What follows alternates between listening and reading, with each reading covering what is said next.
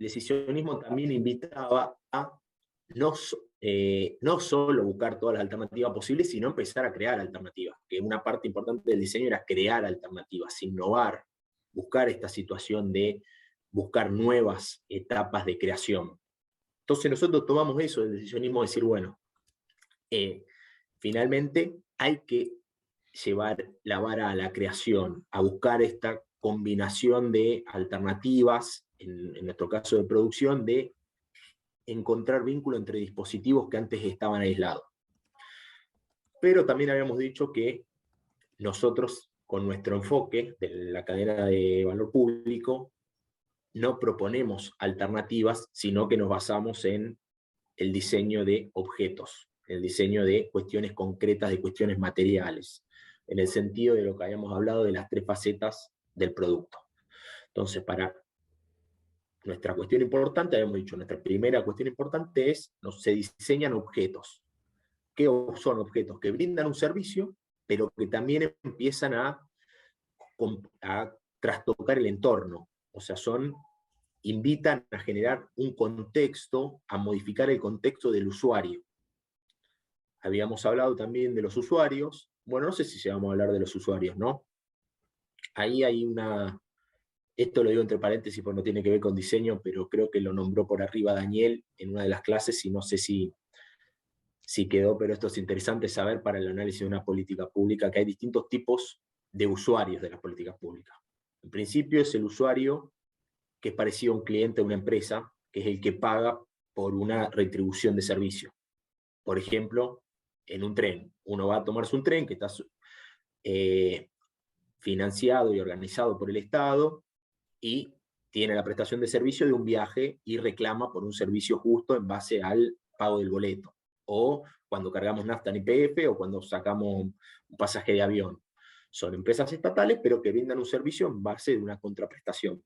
Después tenemos otros usuarios que no pagan una contraprestación, pero que reciben un servicio, que son los beneficiarios, por así decirlo, ¿no?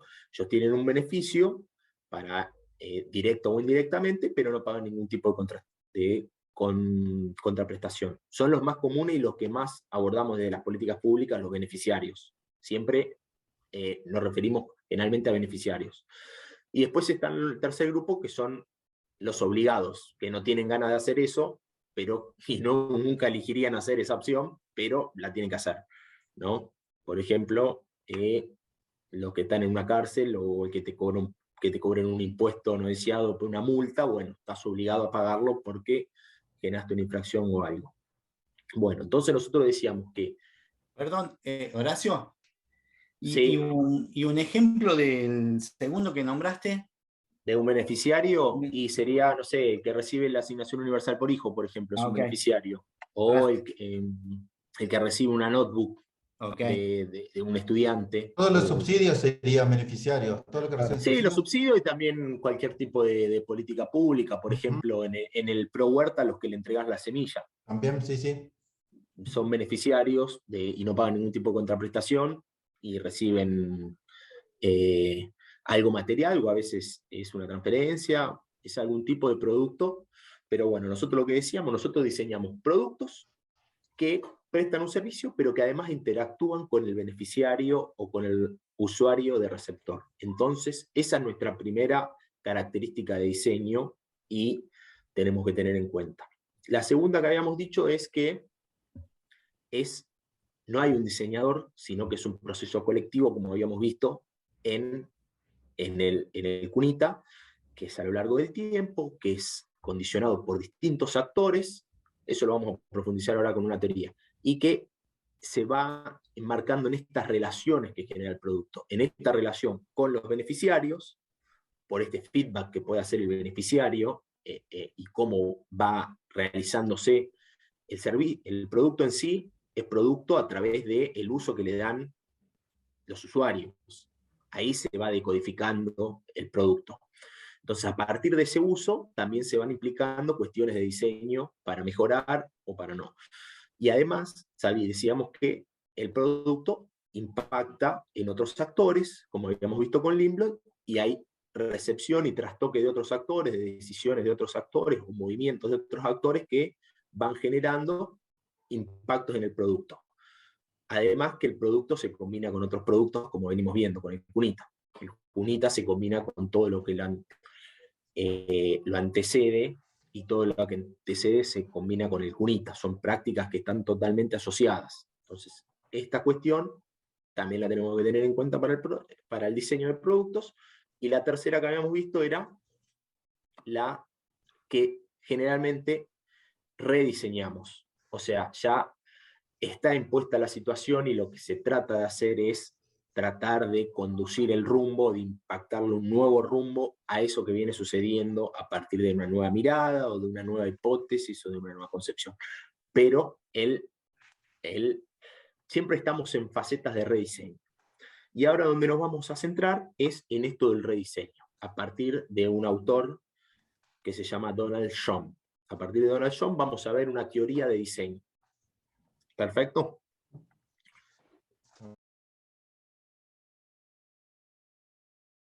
Bueno, vamos a ver si esto arranca. Bueno, esto es otro autor que creo que, no sé si lo pusimos como material ¿John? No. a Mintzberg. A No, a mí. Mintzberg, No. como material complementario, ¿no? No, lo pasamos entonces. Lo pasamos No hay material sobre eso. sobre Mintzberg. Bueno, vamos a Donald Shum.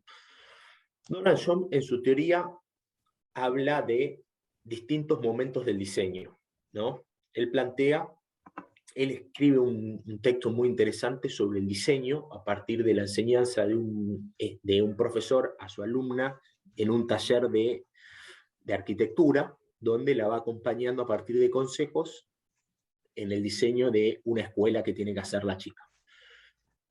Asimismo deja conceptos muy fuertes sobre diseño que nosotros vamos a traspolar a las políticas públicas, porque él también hace algunas ideas de políticas públicas. Lo primero que dice Shum es, el primer momento es donde tenemos que discutir con los problemas. O sea, los tenemos que desarmar, los tenemos que conocer profundamente. Tenemos que conocer sus características, tenemos que conocer cuáles son los actores que están involucrados en ellos, tenemos que conocer dónde lo tenemos que ubicar ese problema, cuál es el punto focal donde hay que atacar. Dice, lo tenemos que desarmar totalmente al problema. O sea, discutiendo ese problema es donde el diseñador empieza a conocer la situación. Como sabemos, la situación problemática este problema va a estar encerrado en un campo, en un ordenamiento. Entonces también tenemos que conocer qué actores interactúan ahí, qué hacen esos actores, qué recursos. Entonces, lo primero que dice, tenemos que discutir con el problema, tenemos que conocerlo a fondo para empezar al segundo momento, que el segundo momento son sería como cuando empezamos, es lo que dice en realidad, cuando vos empezás a conocer el problema directamente en el mismo paso, si bien nosotros lo separamos analíticamente, ya estamos empezando a hacer suposiciones de cómo abordarlo. Dice, empezamos a dar una interpretación sobre ese problema, a pensar posibles acciones de cómo hacer. Él marca mucho, dice, siempre el diseñador acude a su experiencia. En su experiencia, dice, siempre lo relaciona con una situación similar, entonces empieza a tener un abanico de oportunidades para ver cómo lo aborda. Entonces, por lo tanto, este primer momento es, conozco a fondo el problema, pero también al mismo tiempo voy generando mis primeras interpretaciones sobre la situación y mis primeras ideas de cómo lo abordaría. En realidad lo que está diciendo es, empieza a tener sus primeras ideas de causalidad de cómo abordaría ese problema. Es decir, bueno, está esta situación, yo haría tal cosa, porque si hago tal cosa va a suceder esto y así lo voy a ir planeando. O sea, empieza a pensar sus primeras hipótesis sobre el problema, pero en base a soluciones, ¿no? ¿Se entiende? Estos son cuestiones que están muy juntas, o sea, es como la reinterpretación que él hace de la situación para abordarla, ¿no?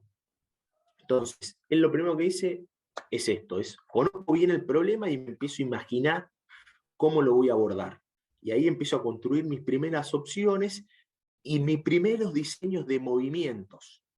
Él siempre habla de movimientos que movimiento sería una jugada. Nosotros lo llevamos a la política pública como una jugada, como una producción. Es decir, muevo mi producción para modificar ese ordenamiento, ¿no? Entonces acá ya pasamos al tercer momento, que sería lo importante, la acción. Pero esta acción está condicionada por todas las hipótesis o cuestiones, ideas, concepciones que fui generando antes. Sí, profe, perdón. Dijo que el diseño es movimiento. ¿Muevo mi producción para qué? Perdón, no llegué a escuchar. En realidad no es que el diseño es movimiento, lo que él pretende es decir, lo que yo voy a, en esta segunda parte, es donde empiezo a explorar las soluciones posibles. Entonces, esas soluciones posibles, nosotros lo que decimos, él habla de movimientos. El diseñador va a pensar sus movimientos para modificar la situación. Nosotros lo que decimos es ese movimiento es una jugada. ¿Se acuerdan cuando hablábamos de las teorías del juego que relacionamos la política con el juego? Decíamos, bueno, cada actor genera una jugada, que el otro actor genera la otra, son distintas jugadas. Lo vinculamos con los partidos de fútbol o con la estrategia desde ahí, ¿no? De partidas de póker, donde los actores manejan unos recursos y se organizan para atacar al otro. Entonces acá nosotros lo que decimos, cada jugada, cada movimiento que plantea John, en realidad es un movimiento de producción. Es decir, en la primera parte conozco el problema, en la segunda empiezo a suponer o incidir sobre esa situación para pensar mis hipótesis, y en el tercero acciono, es decir, muevo mi producción hacia el ordenamiento. Perdón. ¿Se entiende? Entonces, muevo mi producción. Sí, Daniel. No, digo, está bueno aprovechar bien el ejemplo del juego. No sé si todos ustedes juegan al truco o a la escoba, ¿no? Creo que algún juego de esos saben, ¿no? Entonces, ¿cuál sería lo que siempre se produce cuando yo empiezo un juego? Se produce una situación, ¿no? Están ahí estamos por jugar frente al otro y yo no sé qué cartas tiene, y el otro juega una carta en la primera mano en el truco. O veo determinadas cartas en la mesa que juego a la escoba, ¿no? O lo que fuera. El jugador experimentado sabe leer esa situación y dice, si jugó esa, quiere decir que tiene estas otras cartas, o puede pasarle 2 o 3 cosas, ¿no? Puede tener mucho, puede tener poco, puede tener para el envido, puede tener para el truco, en fin, hace suposiciones a partir de lo que ve, ¿no? Eso lo hace el jugador experimentado. ¿Por qué? Porque recuerda otros juegos que le dan la pauta de que cuando pasan ciertas cosas suelen pasar otras, ¿no? El jugador nuevo no se le ocurre nada, está ahí frente esperando a ver qué pasa, pero el experimentado ya más o menos se hace una composición de lugar y dice, es mejor jugar esta carta, ¿no? Entonces, y cuando juega esa carta, ve qué hacen los otros y hace una nueva lectura de la situación y va conduciendo al grupo, a su equipo a ganar, ¿no? Bueno, algo parecido, dice John, pasa con las políticas, ¿no? El que está experimentado en el campo, él estaba trabajando con esta estudiante de arquitectura que era nueva, a ella se le veía un problema y no sabía cómo salir. Este que tenía experiencia en el campo le dice, mira, cuando pasa esto es porque pasa esta otra cosa. ¿Qué tal si intentás esta movida? ¿No? Intentás construir de esta forma. Bueno, esa es la idea que está rescatando John. Dice, el jugador experimentado o el político experimentado en cierta cosa, cuando ve un cierto determinado problema, lo carga de sus propias suposiciones y toma una primera decisión, hace una primera jugada o un primer movimiento, como dice John, y empieza a leer a partir de lo que está pasando, ¿no? La idea del diseño de políticas va por ahí, ¿no? Va por un actor que lee la situación, que dice, hace ciertas suposiciones, a lo mejor hay que hacer esto, hace esa jugada y empieza a leer lo que pasa, ¿no? O si lo ponemos en el ejemplo del cunita, ¿no? Quien es experimentado en el cunita dice, bueno, a ver, la situación viene así, está mejorando la atención de las madres embarazadas, baja un poco la mortalidad materna, pero todavía se nos están muriendo pibes en el primer año de vida, muchos de ellos por colecho, etcétera, etcétera, ¿no? Y dice, bueno, cuando está estas situaciones, ¿qué hago? Y intervengo con esta cosa, que lo tomé de una experiencia que vi en Noruega, ¿no? Entonces, ¿qué es que es una cunita? Entonces pruebo con eso y hago evolucionar rediseño el producto que existía y después iré leyendo las consecuencias que tiene el cunita para ver si tengo que seguir avanzando, si me quedo ahí, etcétera, ¿no? ¿Y está más o menos bien, Horacio, eso? Sí, clarísimo, clarísimo. Faltaba ahí un ejemplo. Pero en sí, entonces lo que él genera, dice, es mover la producción hacia el ordenamiento. Una primera jugada. Esa primera jugada está basada en la hipótesis que vengo construyendo a partir de todo el análisis situacional que hago. El diseñador arma el análisis situacional donde genera sus hipótesis y genera un primer movimiento. Entonces acá lo que nos dice John, dice, ese primer movimiento va a generar una consecuencia en el ordenamiento. ¿Por qué? Porque la trastoca la situación inicial y ya no es la misma por tu jugada. Se modificó. Entonces dice, bueno, el diseñador tiene que tener en cuenta esa modificación que se está generando. Pero dice, también va a generar implicancias sobre otros actores que están en el mismo ordenamiento, para lo cual también el diseñador debe analizar la consecuencia en el ordenamiento y la implicancia en los otros actores. Además agrega dos cuestiones que son fundamentales, que es que el movimiento, o sea, la producción insertada en el ordenamiento, puede generar nuevos problemas y no soluciones, y también puede abrir posibilidades de acción nueva. Por lo cual, él lo que invita es, dice una frase que nosotros tomamos muy de cabecilla, es: el diseñador debe diseñar, valga la redundancia, en diálogo con la situación. ¿Por qué? Porque está este fenómeno de experimentación constante, de cada movimiento que hace el actor a través de su producción en el ordenamiento, modifica totalmente la situación y el diseñador debe saber leer esa modificación para adaptar de nuevo la producción.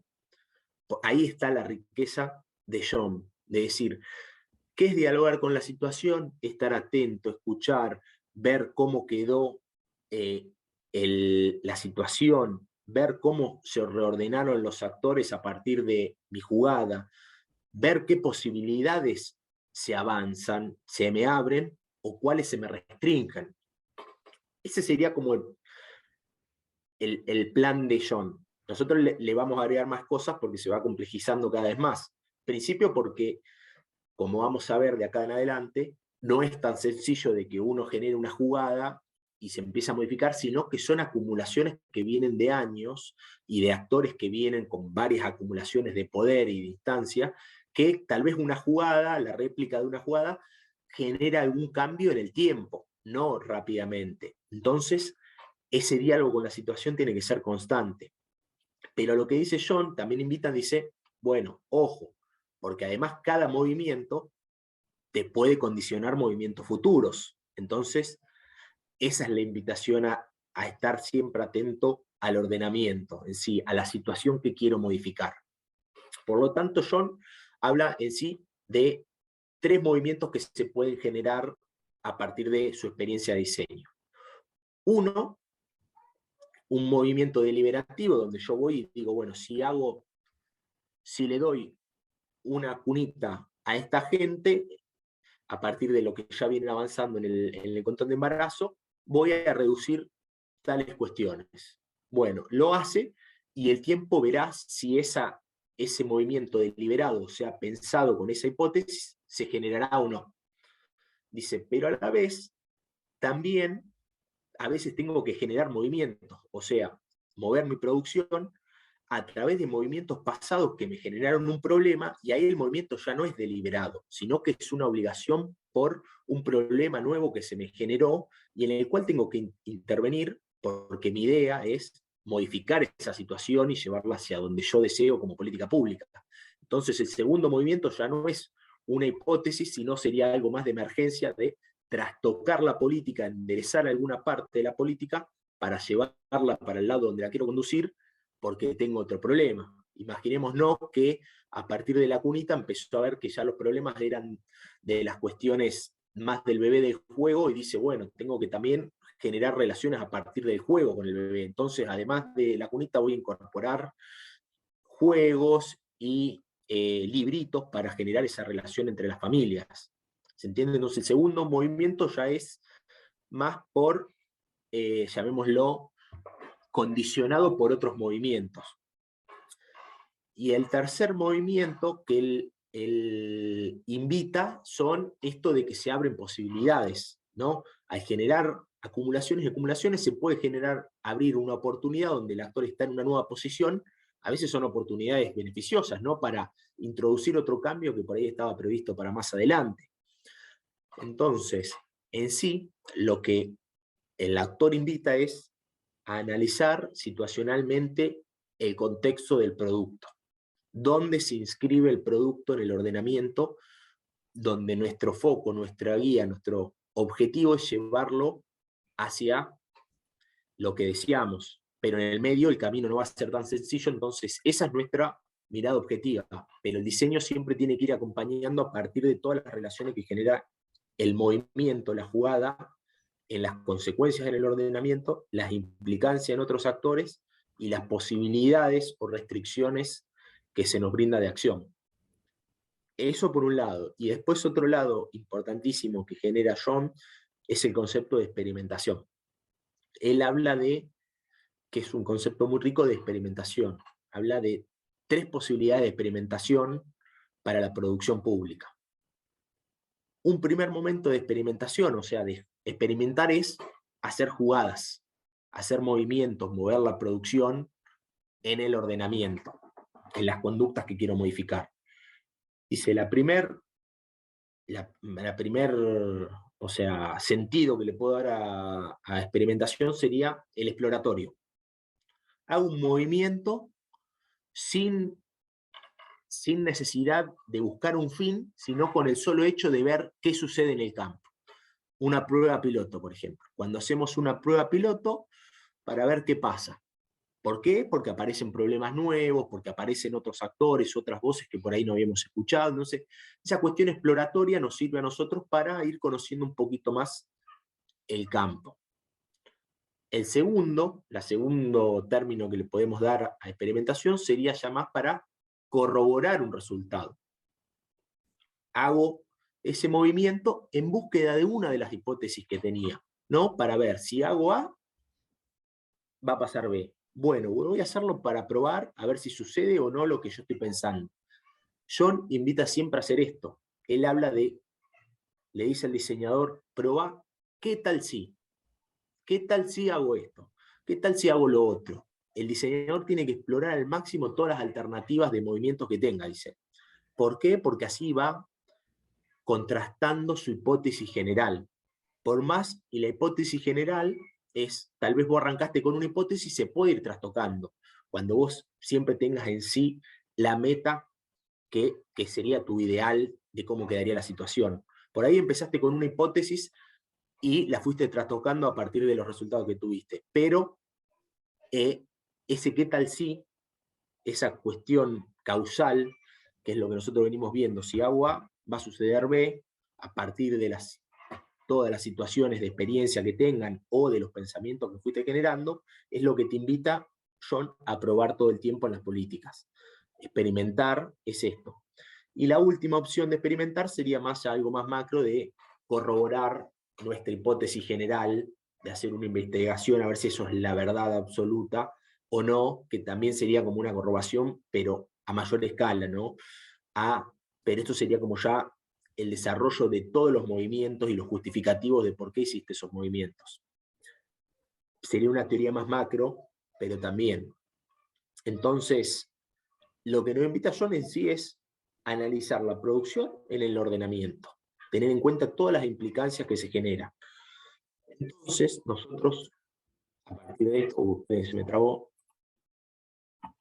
tenemos en cuenta que el movimiento en John, en el campo, hace generar nuevas apreciaciones que impactan el producto. Apreciaciones propias y apreciaciones de los otros, cuales generan nuevas posiciones en el marco.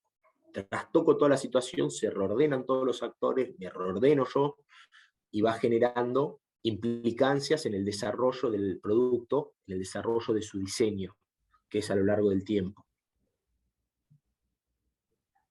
toda esta parte está en el juego el actor.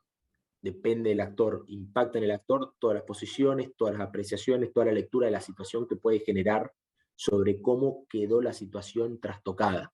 Es decir, trastocada, modificada a partir de los sucesivos movimientos que fui haciendo. El problema y las consecuencias es la situación en sí. Este es el marco de situación de cómo el problema se va reordenando en el ordenamiento. Así. Bueno, es medio confusión, pero nuestra idea principal es esto de las jugadas y que generan consecuencias en el ordenamiento, implicancias en otros actores y posibilidades de acción o restricciones de acción. Es decir, es un constante de acciones del ordenamiento, de acciones propias y de acciones de otros actores, que van condicionando al producto, al igual que las devoluciones de los beneficiarios, que son otro actor.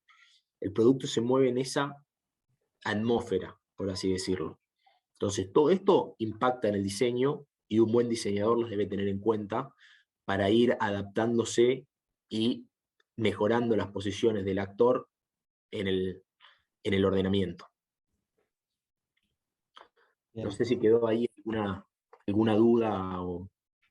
Yo digo, haría un resumen, así como una síntesis, si uno pregunta qué es diseño de productos para John, ¿no? Y así como el Quaid o los decisionistas decían, es un análisis del problema para analizar todas las alternativas que son posibles y tomar la mejor, John diría, más que eso, el diseño es un diálogo con la situación, esa situación que llamamos ordenamiento nosotros. Es un diálogo constante con la situación y un diálogo práctico, es decir, un diálogo de alguien que hace cosas y después ve cómo la situación va cambiando y la sigue observando. Ese es el diálogo que tiene con la situación, dice. Eso vale tanto para la arquitectura, cuando yo defino, trato de diseñar un edificio o un ambiente en mi casa, como para los productos de las políticas públicas, ¿no? Todo lo que vimos ahí, el producto de asistencia a la madre en la crianza de sus hijos o en la gestación y el primer año de vida de sus hijos, es podríamos entenderlo como un diálogo histórico que vienen haciendo distintos actores con la situación de la maternidad y del cuidado, ¿no? Entonces, empezaron algunos diciendo, no, esto no puede ser así, voy a intentar tal cosa, los viejos higienistas, y siguieron después a lo largo de la historia los que hacían las políticas materno-infantiles desde los ministerios de salud y siguieron intentando, y seguramente ese diálogo con esa situación va a seguir para adelante, ¿no? Tuvimos otros diálogos un poquito más sacudidos, como por ejemplo el diálogo con la situación pandemia, que ahí había que intentar ver qué hacíamos, y ahí había muchas de esas cosas exploratorias, ¿no? A ver, si ponemos la restricción así, ¿qué pasa? Y entonces pasan un montón de cosas. Hay que saber leer eso para ver si yo sigo con la misma, si intento otra cosa, si la situación me manda algo. Pero siempre los productos se diseñan en ese proceso que ojalá sea rico de diálogo con la situación, que implica capacidades de análisis, porque lo que estoy haciendo con el diálogo es permanente, siempre estoy rediseñando el producto a medida que avanza mi diálogo, ¿no?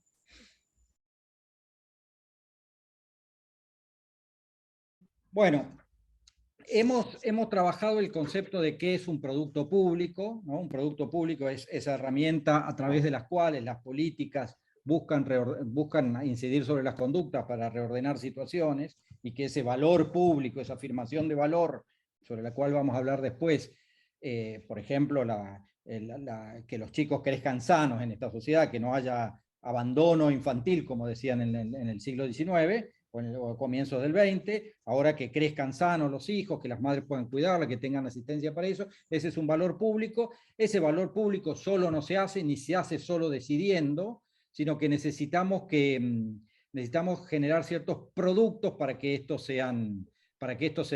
para transformar las conductas y así reordenar las situaciones que hagan que los chicos crezcan sanos. Se está grabando, ¿no? ¿O no? Sí. Perfecto. Bueno, entonces, un producto público es eso, ¿no? Es esa herramienta para modificar situaciones. También decíamos que los productos, ¿se acuerdan?, tienen algunas características. Primero, son una composición de bienes, servicios que pueden ser bienes, servicios, transferencias o infraestructura, ¿no? Siempre son una composición de cosas materiales, que además decíamos, están articuladas conceptualmente, o sea, hay una idea que la junta, por eso la junto ahí, por eso junto una cunita con la atención de un médico, con una vacuna, con un estudio de laboratorio. ¿Por qué? Porque hay un concepto sobre esas cosas y una argumentación de por qué se hacen así. Y también decíamos que no es solo bienes, servicios, transferencias argumentalmente estructurados, sino que también son normativamente estructurados. Es decir, hay leyes, hay reglas que determinan que los productos se produzcan de una determinada manera y no de otra, y que se usen de una determinada manera y no de otra, ¿no? En general, son esos mismos conceptos que están puestos en leyes o en normas administrativas que determinan el uso que hay que darle a esos productos. Yo produzco la OH, la asignación por hijo no la entrego para cualquier cosa, la entrego a ciertas personas para que contribuir a la alimentación de los chicos, para que vayan a hacerse los controles de salud, para que no dejen la escuela, etcétera, etcétera. ¿Por qué? Porque esa normativa lo que me dice es qué uso le quiero dar a ese producto para reordenar las situaciones, ¿no? Entonces, eso sería, yo doy computadoras, no porque sí, sino doy computadoras para que los chicos la usen para estudiar y que los docentes también lo hagan, etcétera, etcétera, ¿no? Entonces, tanto los argumentos como la normativa tratan de incidir en el uso que se hace de esos productos y en la forma en que se los produce, ¿no? Hasta ahí llegamos, decíamos, eso es un producto, ¿no? Esa herramienta compuesta, normativa y conceptualmente y argumentativamente articulada, que busca modificar, conducir las conductas, ¿no? ¿Se acuerdan? La cunita era para que lo ponga el chico a dormir para salir del colecho, los libritos eran para que le lea cuentos, para que interactúe con el chico, la mochilita era para que lo tenga en el cuerpo ahí, el termómetro es para que vaya vigilando la temperatura. O sea, son productos que no son te vendo fideos, digamos, sino que son productos para crear una situación que creemos que es mejor que aquella que queremos dejar, ¿no? Eso sería la idea de qué es un producto. ¿Dudas sobre la definición de producto? ¿Les queda alguna confusión importante? Lo que tratamos de ver ahora es que esta idea de que los productos son el resultado de un diseño, ¿no? Como son varias cosas las que se juntan en torno a un concepto y una norma para modificar una situación, eso hay que diseñarlo. ¿Cómo se lo diseña? Bueno, se les trajo Horacio esta idea de John, se lo diseña dialogando con la situación.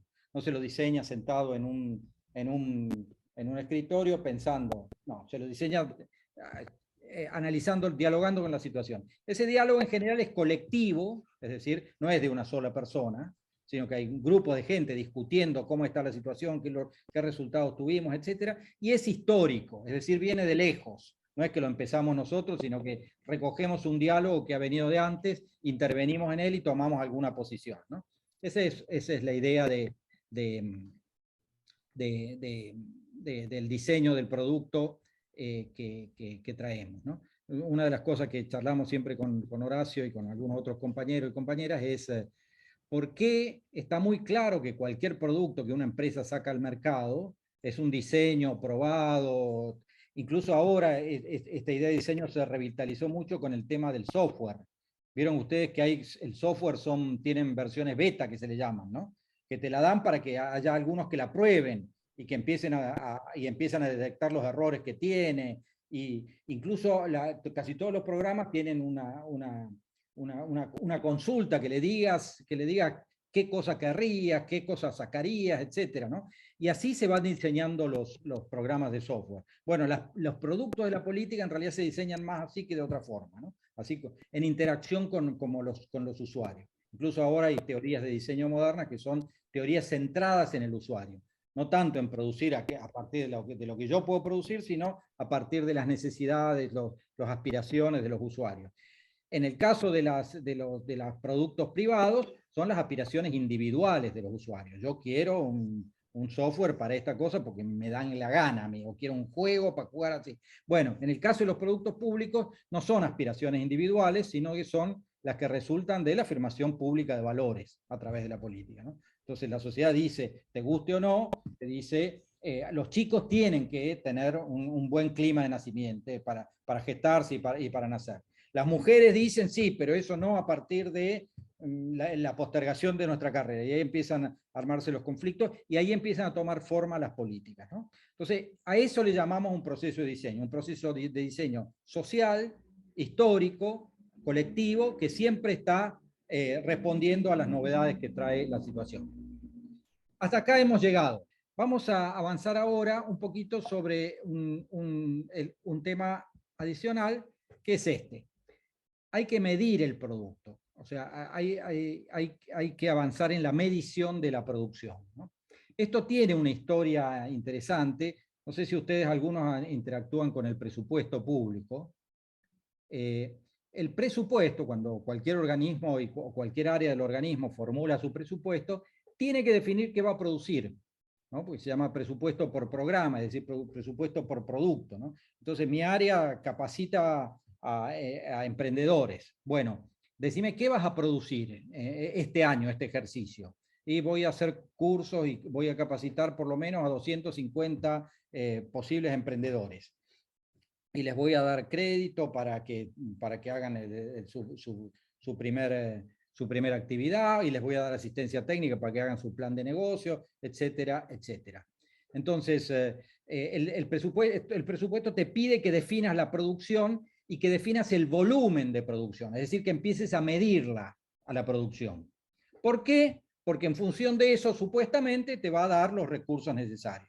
Si vos capacitaste a 250, cada capacitación te sale un promedio de tanto, entonces vos haces una estimación del volumen de recursos que necesitas para esa producción. Es más, el presupuesto te pide que lo diferencies por objeto de gasto. Es decir, para eso necesito tanto personal, necesito tanto gastos corrientes, de papelería, etcétera, necesito tanto de servicios porque tengo que alquilar lugares para prestarlo, necesito algo de equipamiento, en fin. Entonces me pide que presupueste por volumen de producción, lo que implica meternos en la producción en dos cosas, en el diseño, lo que vimos ahora, ¿no? Cómo está diseñado mi producto. Si no tengo claro el concepto del producto que yo estoy buscando ofrecer y para qué es, voy a poner cualquier cosa en el presupuesto. Entre paréntesis, en general se pone cualquier cosa, digamos, menos el resultado del diseño, ¿no? Pero bueno, nosotros queremos que haya cada vez más diseño en el Estado y que no se ponga cualquier cosa. Pero bueno, lo que vamos a ver ahora son algunos principios o criterios para la medición del producto. ¿Cómo se mide? ¿No? Algunas cosas generales sobre la problemática. Y aparte, porque la medición, una de las cosas que hace es nos hace, medir implica hacer observable algo, ¿no? Yo digo, hay desempleo, bueno, pero cuando hay un indicador de tasa de desempleo, entonces yo puedo saber si el desempleo subió, bajó, subió cuánto, bajó cuánto, quiénes están desempleados, etcétera. Me permite observar el fenómeno, analizarlo. Bueno, la medición del producto me permite analizar el producto mismo, cuánto se entregó, a quiénes, para qué, etcétera, y por lo tanto enriquece mi diálogo con la situación. Puedo diseñar mejor si tengo información sobre la producción, es decir, si lo puedo hacer medible. Entonces, lo que quisiéramos ahora es que ustedes avancen en el conocimiento de algunas ideas o criterios y conceptos para medir la producción. Y vamos a hacerlo primero, bueno, con ejemplos como siempre. Supónganse ustedes que están en un barrio o en un municipio, y son las que son responsables, son la secretaria o el secretario de salud, ¿no? Yo estoy en un municipio. Y tengo un programa que es programa de asistencia a la embarazada, el programa materno-infantil, que quiero asegurarme de que los nacimientos están bien atendidos en mi municipio, ¿no? La primera cosa la primera cosa que yo tengo que saber, que quisiera, les hago a ustedes la pregunta, ¿qué es la primera cosa que ustedes quisieran saber si son secretarias o secretarios de salud de un municipio en materia de política de asistencia a las embarazadas o políticas materno-infantiles.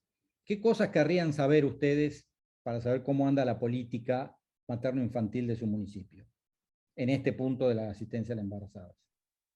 Saber la cantidad de gente embarazada que tenemos, la asistencia que damos Ajá, en base a la perfecto. asistencia. Perfecto. Yo, o sea, ¿quién habló, perdón? Porque acá no me apareció. Eve, profe, tengo la cámara apagada porque ando con la nena por acá por todos lados. Porque no te peinaste bien, eso es lo que pasó. No, no me peiné Estás bien tampoco, es verdad. pintada, sos muy coqueta vos. No, bueno, es lo que decís vos, sí, perfecto. O sea, yo quisiera saber, che, ¿cuántas embarazadas estamos teniendo este año, por ejemplo? O tuvimos el año pasado. Claro, la cantidad de embarazadas, la cantidad de niños, por ejemplo, hay lugares en los que se da la leche, se controla qué cantidad de leche se da por familia, cuántos niños por familia, como todo un balance en base a ese tema de embarazos de niños recién nacidos. Perfecto. Yo lo que querría saber es primero, Una ¿cuántas estadística, ¿no? Sí, una Claro. estadística. Una estadística. La primera cosa es cuántas embarazadas hay. Es eso ¿cómo le llamarían a esa medición de cuántas embarazadas hay?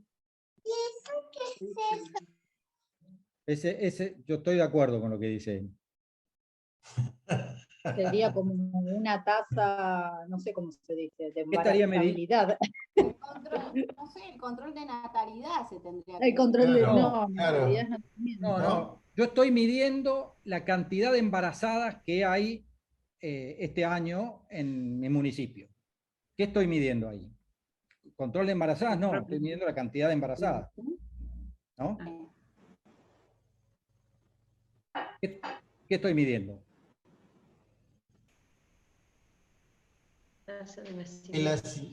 Personas, cantidad de personas. Sí, estoy midiendo cantidad de Asistencia que vas a mujeres dar. embarazadas. Lo que estoy midiendo ahí es, si yo soy secretario de salud, es mi población objetivo para controlar, para asistir, ¿no? Estoy midiendo población objetivo, o sea, a ver, ¿a cuántas madres tengo que asistir este año? Y eso depende de la cantidad de madres que tengo este año embarazadas, o la cantidad de mujeres embarazadas que tengo, ¿no? Cuando hago esa medición, hago la medición de la población objetivo. Es el universo total que yo tengo que atender. Es importante saber porque tengo que tener la cantidad de centros de atención de la salud, la cantidad de enfermeras, la cantidad de médicos, por lo menos la disponible para atender a estas mujeres. No es lo mismo si por año se me embarazan 250 mujeres en el municipio o se me embarazan 1.500, ¿no? O sea, 6 veces más, ¿no? Entonces, mejor que sepa yo, piénsenlo también en términos escolares, ¿no? Si su servicio fuese cuántos chicos tengo que escolarizar en primer grado, mejor que tenga más o menos estimado cuánto me vienen, porque si no me van a faltar vacantes, y si faltan vacantes, las madres se chillan y ahí se me arma un despelote en el municipio y yo tengo que dar cuenta ante el intendente, pues yo soy el secretario, bueno, esto en realidad es provincial, pero no importa, el ejemplo vale. Además de medir la población objetivo, ¿qué tengo que medir? Lo dijeron ustedes. Y los centros o el lugar que voy a tener para atender, el personal disponible. Está bien, la capacidad para atender, sí, perfecto. Los recursos con los que contarían. Los recursos, Claro. la infraestructura, el personal que yo tendría para atender a estas 250 embarazadas, para saber si... Perfecto. Claro. Y también hacer una previsión presupuestaria, porque no es lo mismo, como usted dijo, que se embaracen 150 que 1.500. Claro. Por ejemplo, me va a variar la cantidad de complementos alimentarios, de vacunas, de... En este caso se compara, por ejemplo, con años anteriores, la cantidad que, no sé si ya lo habrán dicho. Perfecto. Digamos, la cantidad de... ¿Cómo, Sí. profe? Sí. No, tenés razón, está bueno esa idea. Yo no solo quiero saber si son 250 horas, sino cuántos fueron el año pasado. ¿Y cuántos fueron? Claro, como para tener digamos, un número, no el concreto, pero sí más o menos lo que se puede llegar a tener, a tener este año.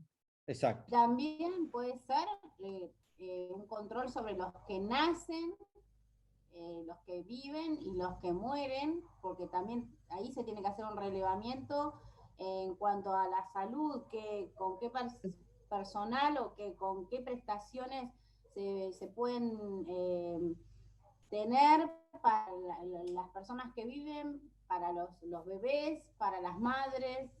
Sí, Pero eso no es un control de natalidad ahí. ya ahí estoy haciendo una evaluación, o sea, estoy buscando información sobre la situación sanitaria o sobre Claro. la salud materno-infantil, o sea, cuántos se mueren, cuántos se enferman, etc.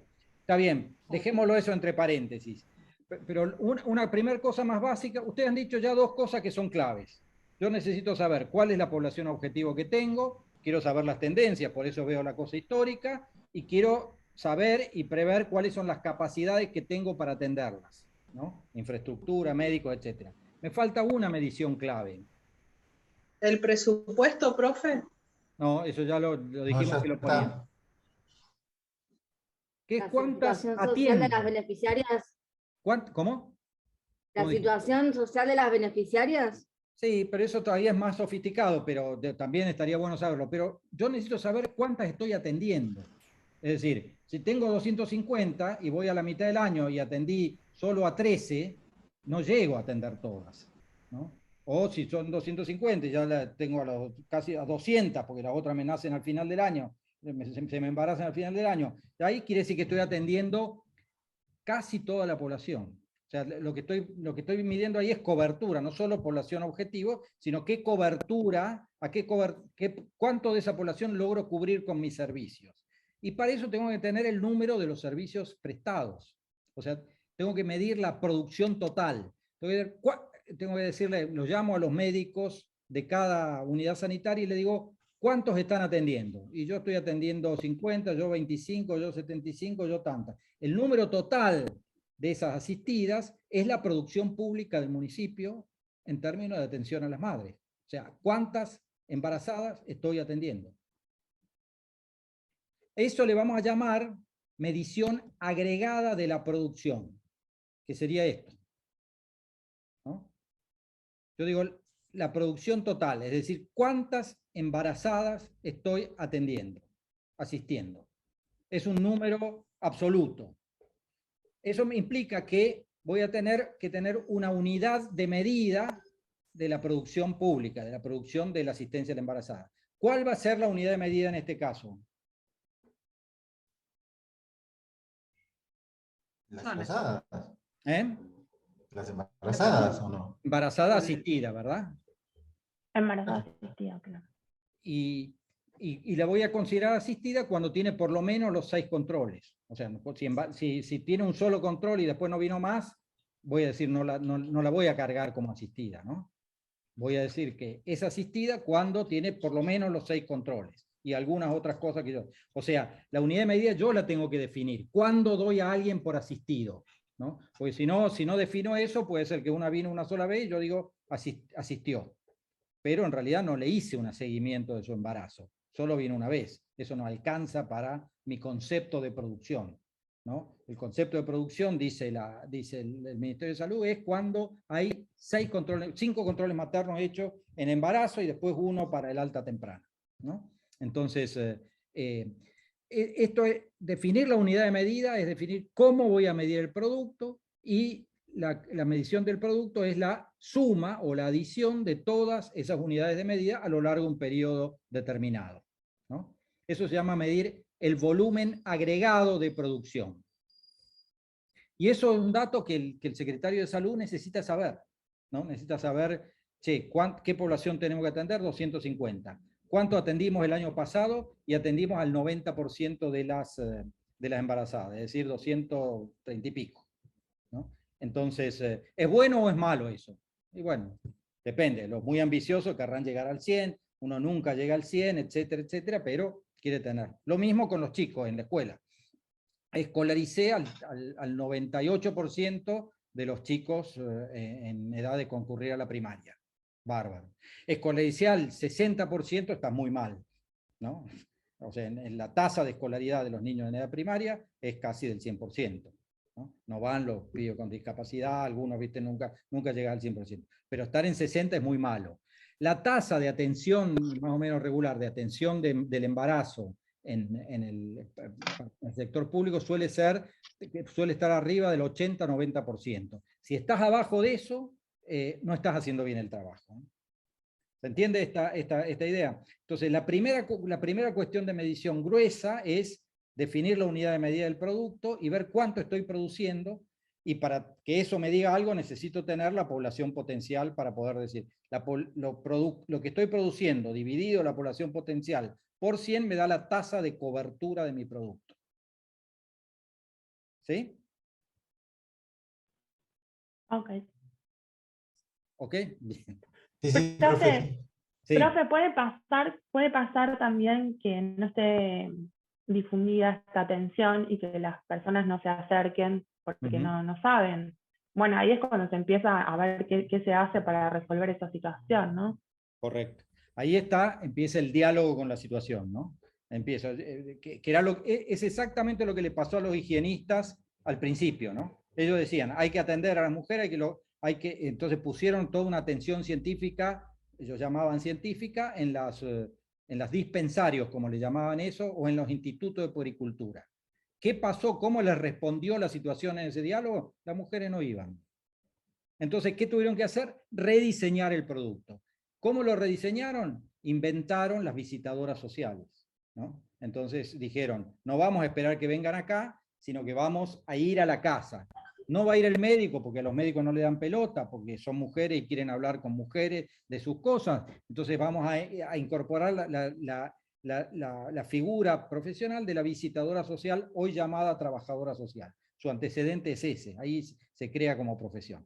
Lo mismo había pasado en otros países del mundo, no es un invento argentino como el dulce de leche, pero sí es la respuesta a la situación que los argentinos viven. Y eso sigue pasando. En un barrio, si el secretario de salud le dice... Decía, si el secretario de salud ve que la cobertura es baja, lo que va a decir es, che, hagamos una visita a las familias en cada barrio. Que los trabajadoras sociales de cada unidad sanitaria no se queden en la unidad sanitaria, sino que salgan a recorrer las casas. O vamos a inventar, como se hizo en la provincia de Buenos Aires, no sé si ustedes se acuerdan, hace unos años, las manzaneras. No sé si sintieron hablar de las manzaneras. Sí, sí. Eran las encargadas de recibir y repartir lo que era el tema de la leche, anotar las familias, cuántos hijos tenían y todas esas cosas. Sí, ahí en esa época era gobernador Duhalde, creo, y estaba Chiche Duhalde Duhalde. y su mujer, no sé cómo se llama, Chiche Duhalde era la que coordinaba la manzanera. El programa, ¿qué era el programa manzanera? Convocaban a mujeres de los barrios para decirle, ustedes háganse cargo de esta manzana. Es decir, ¿qué quiere decir hacerse cargo? Identificar las embarazadas, ver si había chicos desnutridos, ver si a alguien le hacía falta algo, y esos hacían toda esa identificación y la agregaban en el centro de salud o en la cosa de... Bueno, o sea, hay muchos rediseños del producto que se pueden hacer para aumentar la cobertura. Lo bueno es saber si uno cubrió o no todas las demandas, ¿no? Yo me acuerdo que cuando en una época estaba trabajando en la CEDRONAR, ¿no? Que era la Secretaría de Lucha contra la Droga y el Narcotráfico, eso era. Cuando estaba Rafael Bielsa, en el año 2017, 18 más o menos. No, en 2000. ¿Usted trabajó en el CEDRONAR, profe? Sí, trabajé en el CEDRONAR en el 2013 o 14, algo así. Sí. Estaba Rafael Bielsa, estaba asesorando ahí a la conducción, ¿no? Y una de las cosas que hacían, tenían dos producciones. Una que era asesorar a las provincias para que hagan un plan de política para lucha contra el narcotráfico y la asistencia a las personas con consumo problemático, y tenían una línea asistencial, es decir, asistían a pibes con problemas de consumo problemático de drogas. Tenían un observatorio que producía información también. Entonces, la primera cosa que hicimos fue, preguntémosle al observatorio cuántos son las personas que padecen esta enfermedad o esta situación de consumo problemático. ¿Cuántas calculan que daba en ese momento en el país, ustedes? Personas con problemas de consumo problemático de drogas. ¿Alguna se aproxima? 100.000. 100.000. Bueno, 1.200.000 personas, ¿no? Sí, eran muchos, sí. Es según lo que... Y ahora es triplicado. ¿Cómo? Y ahora triplicado, ¿no? No sé si habrá aumentado, es probable, sí, sí. Mucho de esto era alcohol, también, ¿no? Así que... Sí, porque entraba dentro de lo que es el Cerro de Aznar, sí. Sí. ¿Y a cuántas personas cubría las becas que daba la Cedronar para asistir a personas con consumo problemático? 1.200. Es decir, nada. Encima, esas 1.200 eran casi todas en Capital Federal y en la provincia de Buenos Aires, ¿no? Entonces digo, mejor, si lo dijimos a la conducción, digo, vos no estás haciendo asistencia. Digo, como asistencia sos equivalente a una ONG, ¿no? Entonces, 1.200 no mueve el amperímetro, ¿no? Es como si en la Secretaría de Salud del municipio de Merlo, póngale, se atendieran solo al 20% de las embarazadas, menos, al 5% de las embarazadas. Entonces, digo, es bueno saber lo que uno está haciendo para poder tomar decisiones y poder rediseñar el producto. A lo mejor lo que vos tenés que hacer no es dar asistencia, tenés que asistir a la provincia para que ella la den, en todo caso, etc., ¿no? Pero bueno, es importante saber cuánto uno produce y qué cobertura tiene eso. Vamos a la segunda cuestión de la medición, que es, no solo está bueno medir hacer la medición agregada del volumen de producción total agregado, sino también la medición, no sé si ven mi diseño acá, ¿no? La medición desagregada. ¿Qué quiere decir la medición desagregada? Yo a lo mejor quiero saber no solo a cuántas mujeres asisto, sino también puedo querer saber qué les doy a cada uno, qué composición del producto les llega. Por ejemplo, ¿a todas les llega el servicio de consejería en salud sexual y reproductiva? Porque puede ser que en el presupuesto que me dieron, yo tenga presupuesto para los médicos, para los complementos alimentarios, pero no puedo poner en todas las unidades sanitarias trabajadoras sociales o psicólogas o educadoras que puedan hacerse cargo de las consejerías. Entonces, en esos lugares las mujeres reciben asistencia, pero no reciben consejería, ¿no? O no todas pueden hacerse la ecografía en el segundo y cuarto control, porque no me acuerdo si era en eso. O sea, importa saber qué le doy a cada uno. Y para eso tengo que también medir no solo el producto agregado, sino los componentes del producto. O sea, cuánto doy de cada cosa. A todas le di el complemento alimentario, a todas le hice el estudio de Papa Nicolau, a todas le hice consejería de salud sexual y reproductiva, a todas le di la derivación a un hospital con parto respetado o no.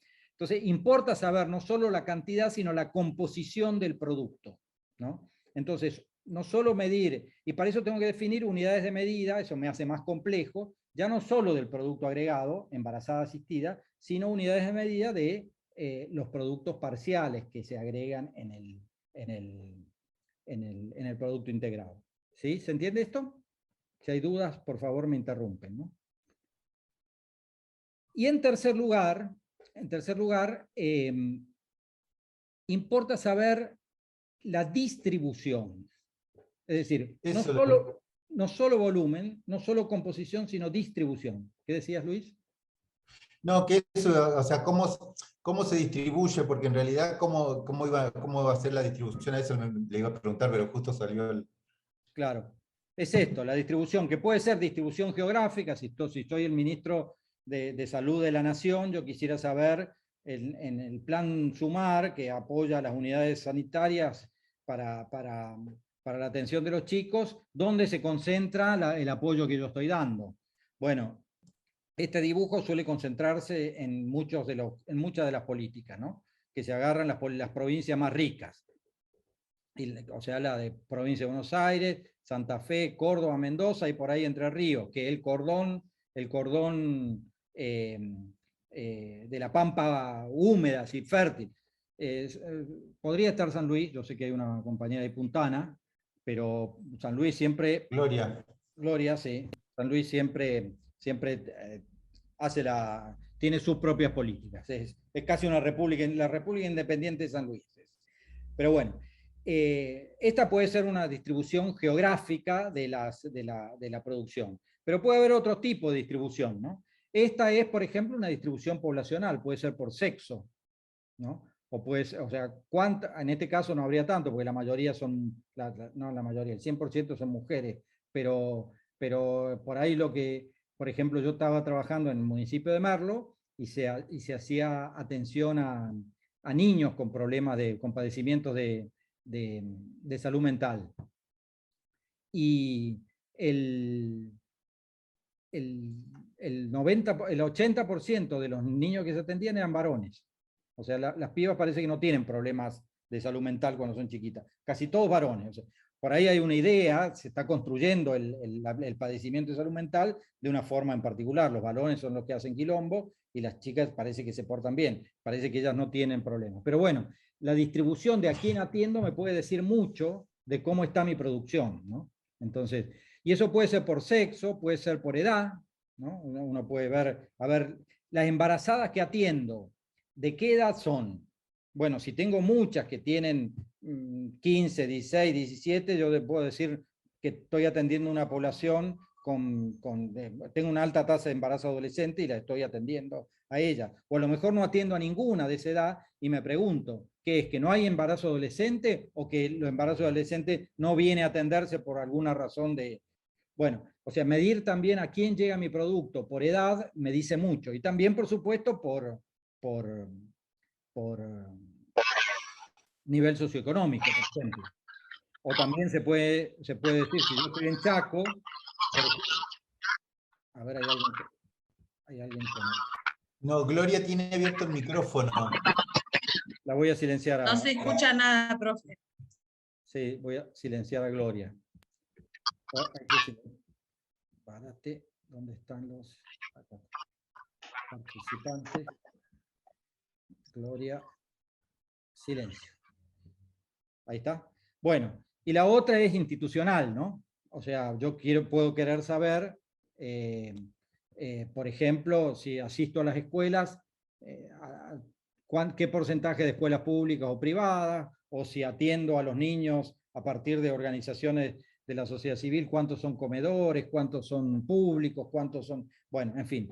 Importa saber entonces, estas tres palabras no se lo olviden, que son volumen, que es el número total sobre composición, cómo está compuesto, si están todos los componentes que tuve, cuáles están siempre, cuáles están a veces, y distribución. Volumen, composición y distribución son tres criterios para organizar la medición de la producción del producto en las políticas públicas, ¿no? ¿Quieren descansar 5 o 10 minutos? Ahora vamos a hacer un ejemplo más específico, concreto, para ver qué cosas nos suele decir estos temas de medición del producto y para avanzar también en la concepción de eso. Así que, si quieren, nos tomamos 10 minutos, son las 19:30, a las 19:40, después de arreglar el mate y hacer las cosas que acaban de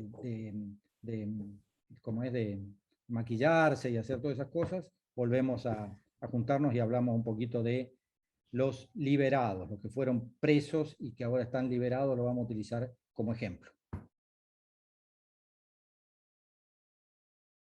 Bueno, les decía que me tocó hacer una consultoría en la provincia de Buenos Aires, que era para ajustar la estructura presupuestaria, por lo tanto tenía que ver con la producción, ¿no? Había que definir qué producían los organismos públicos de la provincia de Buenos Aires.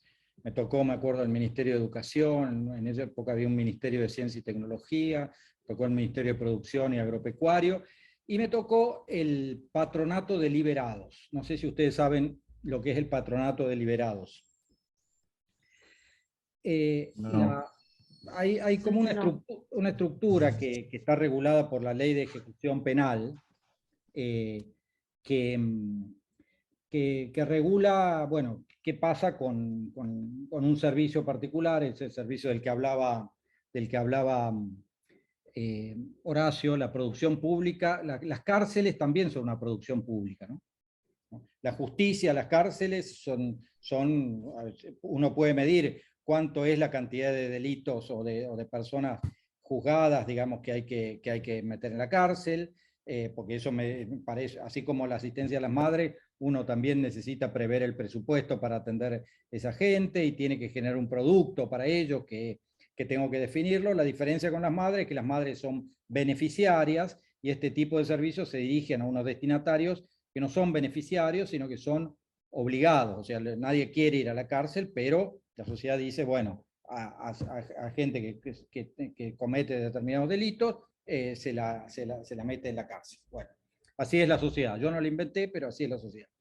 Entonces, hay como tres grandes jugadores institucionales del Estado en todo este proceso, que son, uno, la administración de justicia, los jueces y los aparatos de justicia que tienen, que incluyen no solo jueces y abogados, sino también, como ustedes saben, peritos, trabajadores sociales, psicólogos, etcétera, depende de los casos, y los patronatos deliberados. Perdón, dije la justicia, el servicio penitenciario, o sea, los que administran las cárceles, y en tercer lugar, la tercer pata de este sistema son los patronatos deliberados. ¿Qué hacen los patronatos deliberados? Cuando la gente cumple ya su pena de prisión o no la termina de cumplir de todo, si cumple la escarcelan, pero todavía no han terminado su pena, es decir, no tienen la libertad total, la recuperación total de sus derechos, lo que se llama, por ejemplo, libertad condicional, ¿no? Esos regímenes en donde uno ya no está en la cárcel, pero sigue bajo la tutela del juez, ¿no? O sea, y entonces lo que tienen que hacer esas personas es reportarse cada tanto ante la persona que el juez designa para ver cómo va su proceso de reintegración a la vida social. Esas personas que el juez designa no son personas sueltas, sino que están en una institución que se llama Patronato de Liberados.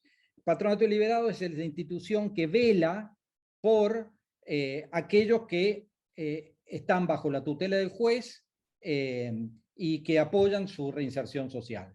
Una vez que cumplen toda la pena y son ciudadanos con los mismos derechos que todos, dejan de estar bajo la tutela del juez y por lo tanto bajo la asistencia del Patronato de Liberados.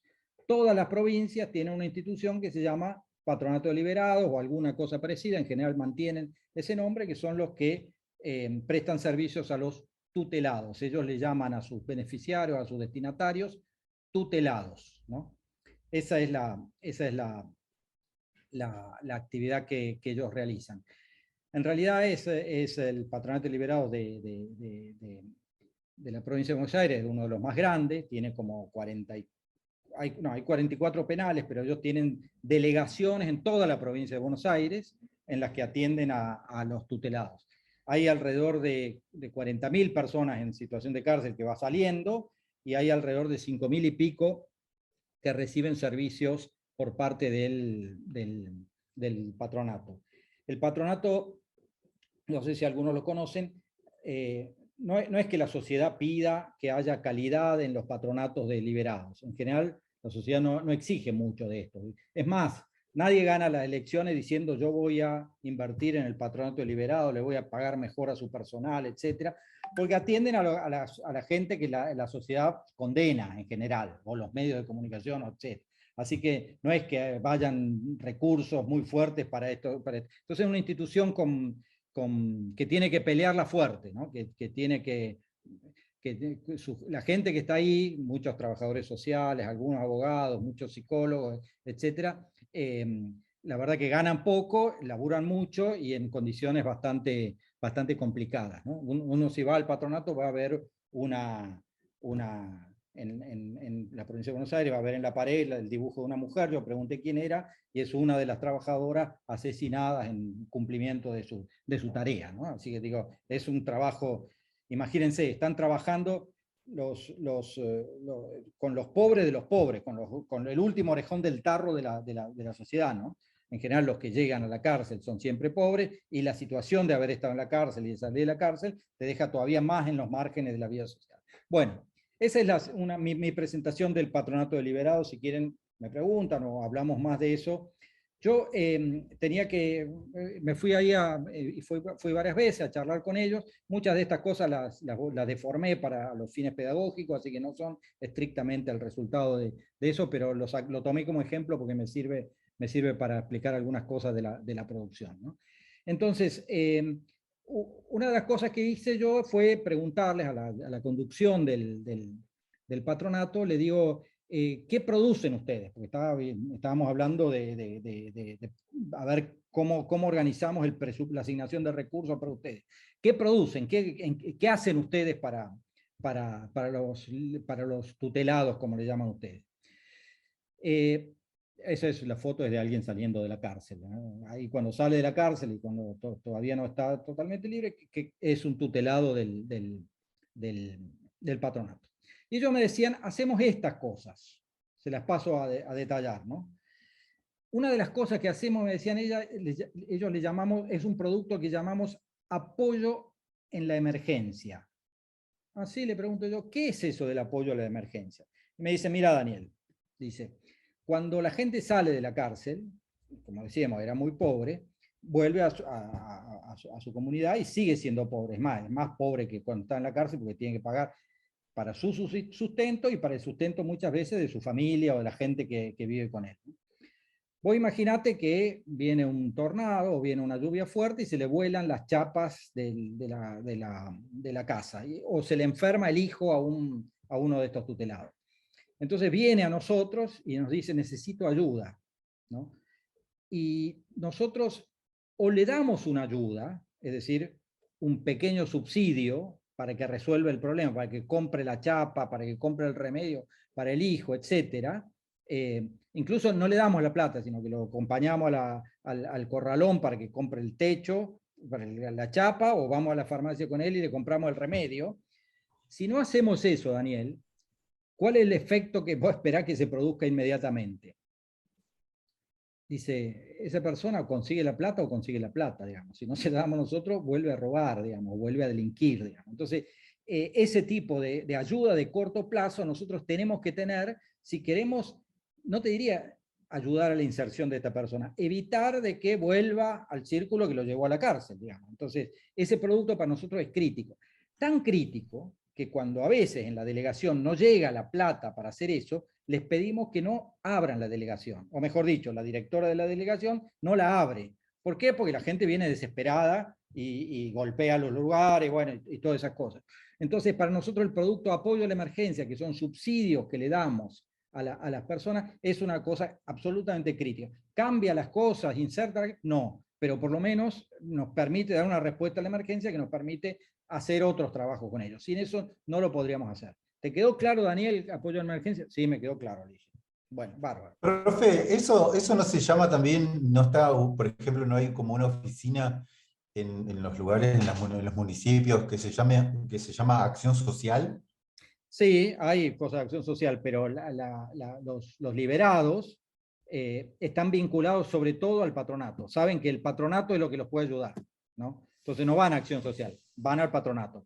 En todo caso, lo que puede hacer el patronato es mediar con la acción social del municipio para decirle, resolverles. Llevar a acción social. Pero los liberados, los tutelados, como le llaman ellos, se referencian al patronato.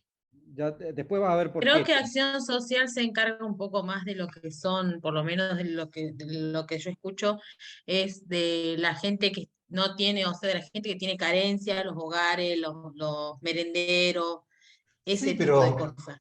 O sea, se supone que también esta persona que está saliendo de la cárcel, también, como decía, ponía el profesor de ejemplo, que se le vuela el techo, se le enferma un hijo, no tiene para comer y va a un lugar donde lo pueden ayudar, donde Sí, no, también o sea, también trabajan en eso, digo, pero más que nada se centran en los otros grupos que ya están, que son grupos que manejan ellos directamente desde el municipio, ¿no? Sí. Sí, pero Sí, también sí. ellos, o sea, también ellos podrían ir a Acción Social, a la Secretaría de Desarrollo Social del municipio, pero van a ir Claro. primero al patronato, porque saben que ellos cuando están saliendo de la cárcel el juez le dice, mira, a ver, fíjate cuál es la delegación del patronato, vos te vas a tener que presentar toda la semana, todos los meses ahí, y ahí te van a ayudar a reinsertarte. Entonces, para ello el patronato es una referencia, ¿no? Ah, o Antes sea, antes los que ayuda a reinsertarse. Sí, sí. La Ah, primera ok, ayuda, ok, no entiendo. la primera ayuda para reinsertarse es apoyo a la emergencia. El patronato tiene un sistema de apoyo a la emergencia porque si no le doy respuesta a eso, no puedo darle respuesta en ninguna otra cosa, dicen ellos, ¿no? Bien, ese es un producto que ellos tienen. El segundo producto, si seguimos ahí, es apoyo a emprendimientos, ¿no? Las trabajadoras sociales, los equipos de ahí de apoyo dicen, a nosotros no nos gusta dar solamente apoyo a la emergencia, subsidio para salir. Por ahí no pasa la reinserción. La reinserción pasa, entre otras cosas, por una reinserción en el mercado de trabajo, que consigan laburo, ¿no? Y es difícil Sí, conseguir laburo. Si sos pobre y saliste de la cárcel, es 3 veces más difícil. peor todavía, sí. Entonces, una de las cosas que hacemos es apoyo a emprendimientos. ¿Qué es eso de apoyo a emprendimientos? Le digo yo. Bueno, lo que se hace en todos lados. O sea, le damos unas herramientas para que, por ejemplo, haga trabajo de plomería, ¿no? Y lo asistimos durante un tiempo con algunos ingresos para que se vaya capacitando y para que vaya ganando clientes, y después lo dejamos solo para que él se haga. Bueno, eso también hacemos y esa es de las cosas que nos gusta, ¿no? Hacer, ¿no? Ese servicio de apoyo a emprendimiento es de las cosas que más sentido nos hacen, dice. Y también, si ven abajo a la izquierda, damos capacitación laboral. Más que dar nosotros capacitación laboral, los vinculamos a los centros de formación profesional con los que tenemos algún acuerdo para que los capaciten y para que traten de vincularlo, y los tratamos de vincular a alguna oferta laboral, ¿no? Eso. Entonces, capacitación y apoyo a emprendimiento son las cosas que nos gusta hacer, además de, para ir un poquito más allá del apoyo a la emergencia. Bueno, bárbaro. ¿Esta capacitación de la que usted habla la dan únicamente cuando ellos están afuera o también son los que dictan capacitación adentro? Porque tengo entendido que adentro también tienen capacitación. Sí, ellos lo agarran cuando salen. Pero, ya que estás, me dicen, ese es uno de los problemas que tenemos. Dice, cuando salen hechos de goma, ¿no? Y la verdad, y a veces nos pasa lo siguiente, que cuando salen, por ejemplo, muchas veces tenemos que intervenir para ver dónde van a ir. Nosotros querríamos que cuando salen, por ejemplo, saber si son casos de delitos de violación de menores en su familia, por ahí no tiene que volver a su familia, ¿no? Entonces yo tengo que saber, claro, así y si no fuera así, yo tengo que ir a visitar a su familia para ver si lo están esperando o no, ¿viste? Entonces, a mí no me sirve, decían ellos, agarrarlos cuando salen. Me sirve agarrarlos antes de que salgan. Entonces, ¿qué hicimos, Daniel? Dice, para eso, inventábamos hace poco, es un producto nuevo, una cosa que le llamamos diagnóstico de preegreso. ¿Qué es el diagnóstico de preegreso? Es, además de tener delegaciones en cada lugar de la provincia, queremos tener unidades de preegreso en los penales. Entonces, esas unidades de preegreso le van diciendo quiénes van a salir, ¿no? Y entonces, 6 meses antes de que salgan, yo voy viendo cuál es el perfil de ellos, qué tipo de calificación tienen, cómo están ellos de salud, etcétera, y voy viendo la familia, el entorno, hago un diagnóstico ambiental, ¿no? Y arreglo, se lo derivo a la delegación de donde iría y trato de, a partir de ese diagnóstico que tengo, de organizar la transición entre la cárcel y la vuelta a su propia comunidad o familia, ¿no? Entonces dice, para nosotros eso es clave, porque si no, no sabemos bien qué hacer. O sea, incluso metemos la pata, ¿no? Entonces, queremos tener una unidad de preegreso en cada penal de la provincia de Buenos Aires. Hay 40 penales, creo, y llegaron solo a meter 24 unidades de preegreso. El resto lo reciben cuando salen, ¿no? Y esas unidades de preegreso son trabajadores sociales, psicólogos, abogados, 3 serían, digamos, en cada unidad, para tenerlo. ¿Ustedes ven el marginal?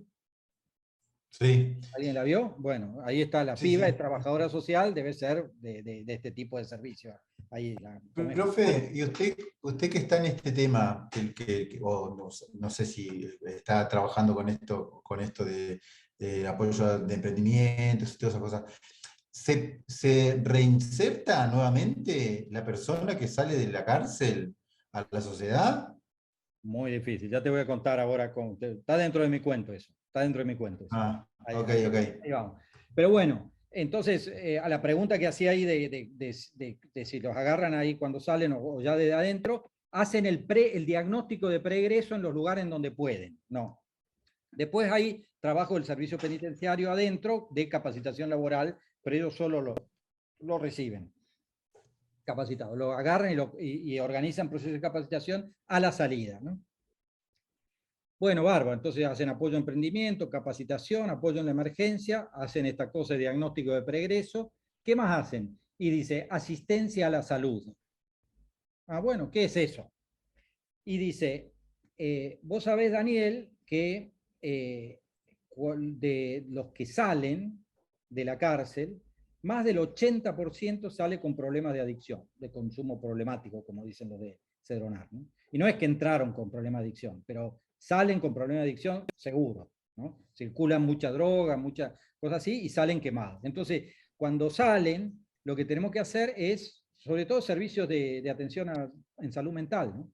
Eso es, el tema de la droga es un problema crítico para nosotros, porque le impide laburar, hacer emprendimiento, reinsertarse, etcétera, etcétera, ¿no?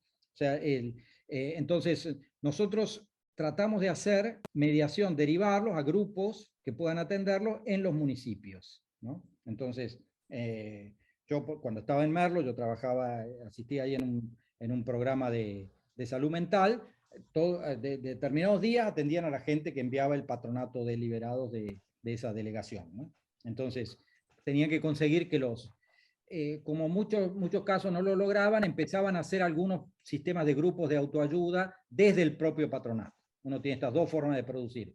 Genero yo los productos, atiendo yo a la gente con mi dispositivo, o lo derivo a dispositivos de otros.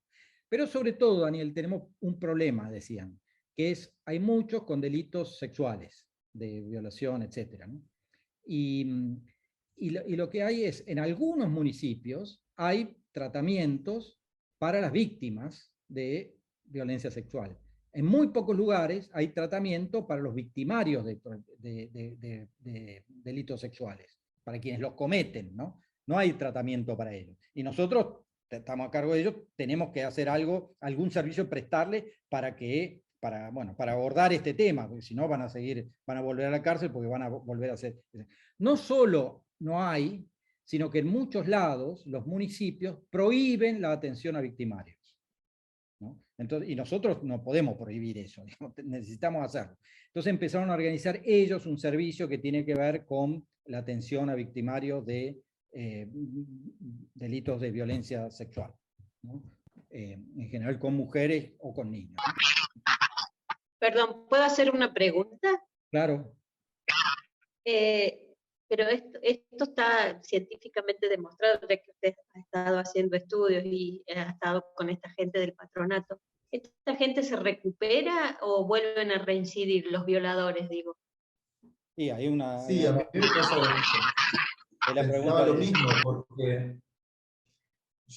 pensaba lo mismo, porque en realidad, o sea,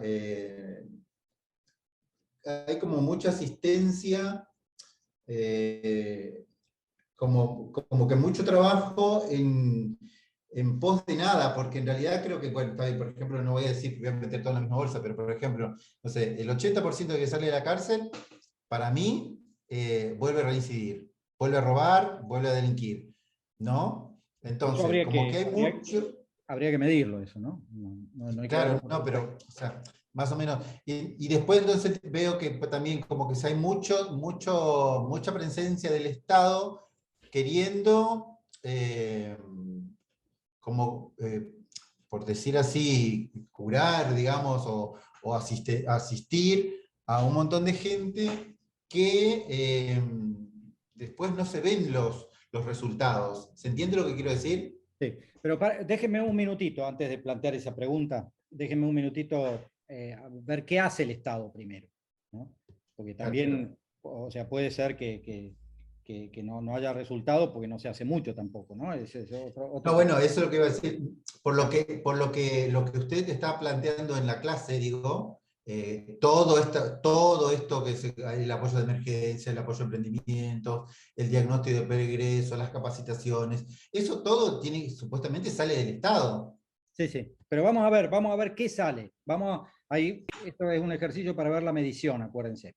Pero déjenme antes que diga un par de cositas y discutimos esto que proponen ustedes. Había un último producto, un último servicio que ellos brindan, que es este de la supervisión judicial. ¿Qué es la supervisión judicial? El juez es el que está a cargo, es el que tiene la tutela de cada una de estas personas. Y el juez le da una norma de conducta, ¿no? Cosas que tiene que hacer. Una de las cosas es presentarse ante un oficial de custodia, una persona del Patronato de Liberados, y dar cuenta de sus actividades. O sea, todos los meses, todas las semanas, de acuerdo a lo que haya fijado el juez, tiene que ir a la delegación y decir, yo hice esto, esto y esto. El funcionario del patronato toma nota, hace un documento, un informe, que ahora está digitalizado, y se lo transmite al juez. Y el juez va tomando las decisiones en función de el informe que hace el funcionario del Patronato de Liberados. Como en las películas, vieron que ahí está el oficial de libertad condicional, ¿no? Que va a ver, bueno, estos son los oficiales de libertad condicional, que no se llaman así, pero bueno. Este fue mi relevamiento de la producción de lo que ellos hacían, ¿no? Ellos hacían todo eso.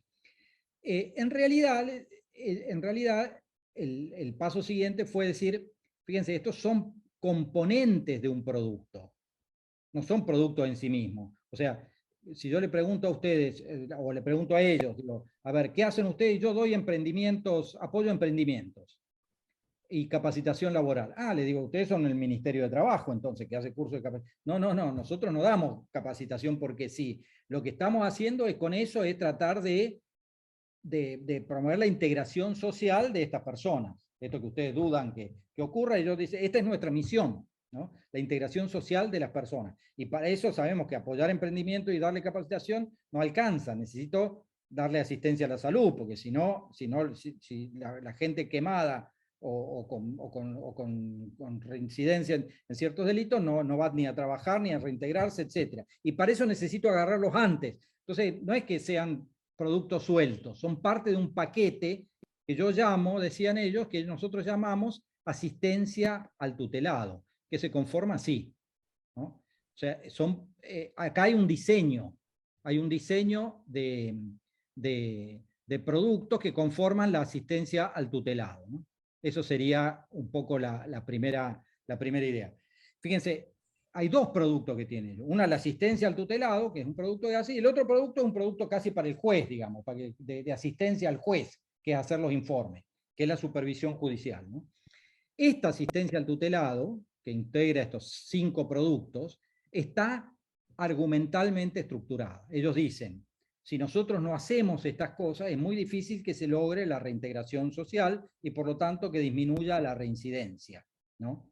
Entonces, esa es la hipótesis de política que ellos tienen. El supuesto, el diseño que dicen es esto. Nosotros tenemos que hacer estas cosas para poder tener algunas chances de reinserción social, incluido el diagnóstico de pregreso. En realidad ellos te dicen, nosotros estamos operando sobre el último eslabón del problema, cuando ellos salen.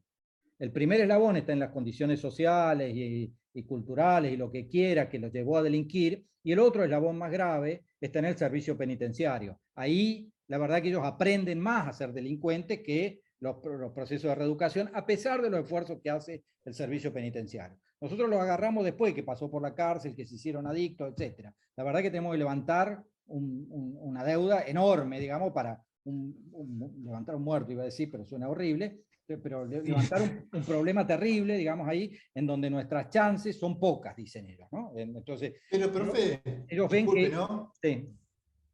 Disculpe, ¿no? Pero usted, por ejemplo, yo lo que veo que esta política aplicada, digamos, se los agarra, por decirlo así, después, no sé, unos 6 meses antes de salir de la cárcel, ¿no? Sí, no empieza todo el proceso, ¿no? Más o menos, como había dicho, algo así. entre 6 Algunos, meses. ¿te acuerdas? Algunos. Había 40 penales, solo en 24 tenían diagnóstico de pregreso. Sí.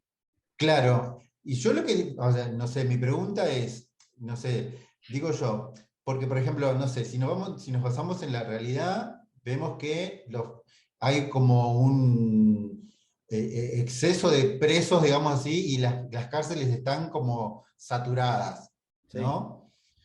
Otra de las cosas que llama la atención, que generalmente los presos no hacen nada, o sea, están todo el día ahí y no tienen ninguna actividad. O sea, como por ejemplo, no sé, hay algunas que sí, que por ejemplo, que no los obligan a hacer nada, porque hay gente que la que quiere, por ejemplo, aprender carpintería, aprende, hay gente que quiere aprender a pintar, lo hace, o sea, huerta y esas cosas. Hay gente que termina el secundario, hay gente que estudia en la universidad. Claro, también. pero hay gente que no hace nada. Bueno, que no hace nada. Entonces, Luis, eso sí. hay que investigarlo. A ver, ¿qué está ofreciéndole el servicio penitenciario a la gente bajo custodia? Digo, vos tenés una idea, que es la idea de la representación que más o menos tenemos todos. La verdad que en este caso, como estamos analizando política, lo que hay que hacer es analizar qué hacen ellos. No nos vamos a meter en ese tema ahora. Vamos a analizar porque es bastante... qué hace el patronato. Eso sí queremos investigar. Entonces hace estas cosas. Y recibe un problema construido desde antes, ¿no? Y lo agarra casi de sus consecuencias, ¿no? Me parece que eso ibas vos, ¿no? Ellos mismos... Claro, a eso iba yo, que por ejemplo, ¿por qué no agarrar desde antes sabiendo que o sea, porque hay algunos que, o por ejemplo, no sé, ya saben que tienen condena 2 años, por ejemplo, o 3 años. ¿Por qué no agarrar al año y medio y empezar a trabajar sobre esa persona? ¿No? No esperar a que salga. Ellos saben eso, Saben eso, por eso digo. y tratan de hacerlo, pero ellos tienen muy poco poder. Dentro de los 3 actores que hay acá, servicio penitenciario, poder judicial y patronato, este es claramente el más débil, ¿no? El que menos se lo escucha, el menos poder que tiene de lobby frente al tema. Pero antes de ir a analizar el problema, tratemos de preguntar, lo que estamos tratando de indagar, algo que van a tener que hacer ustedes, que es qué produce el servicio penitenciario para afrontar sus problemas. Después nos preguntamos cómo le fue. Pero antes tenemos que hacer qué produce y cuánto, la medición, ¿no? Lo primero que quería decir acá es, fíjense esa definición de que el producto es un conjunto de bienes, servicios, transferencias, argumentalmente estructurado. Bueno, acá está claro, y también normativamente estructurado, ¿no? ¿En qué sentido normativamente estructurado? En el 2013 o 14 se cambió la ley penal, la ley de ejecución penal en la provincia de Buenos Aires. Creo que hubo un cambio en Nación también. Ese cambio, esa ley penal, ley de ejecución penal, una de las cosas que hacía es cambiar la mirada respecto de la ley anterior. La ley anterior era una ley más punitiva, ¿no? La gente estaba acá para ser castigada por los delitos que había cometido. La nueva ley lo que dice es más de reintegración social, por decirlo de alguna manera, ¿no? El objetivo de la cárcel no es castigar solamente a la gente que cometió un delito, sino sobre todo es un mecanismo de reintegración social, ¿no? Entonces ya eliminan una serie de prácticas y le piden al servicio penitenciario, a la justicia y al patronato que se pongan en la cabeza el objetivo de integración social, ¿no? Entonces, el producto está ahí argumentado. Vieron que en seguridad o en estos temas siempre hay dos grandes escuelas, por decirlo algo. Algunas más punitivas y otras más de, ¿cómo se llama?, garantistas de derechos, ¿no? Que dicen los presos son personas que también tienen derecho, aunque algunos estén suspendidos, y de lo que se trata es que vuelvan a tener derecho pleno. Bueno, esas dos se pelean. Esta última ley se va más para el lado de la protección de derechos, ¿no? Entonces, y eso les dice ustedes, o sea, en ese sentido, el cambio de la ley cambió la concepción, el argumento que tenía, más o menos lo cambió, porque hay muchos que siguen con mano dura, pero cambió la concepción que había.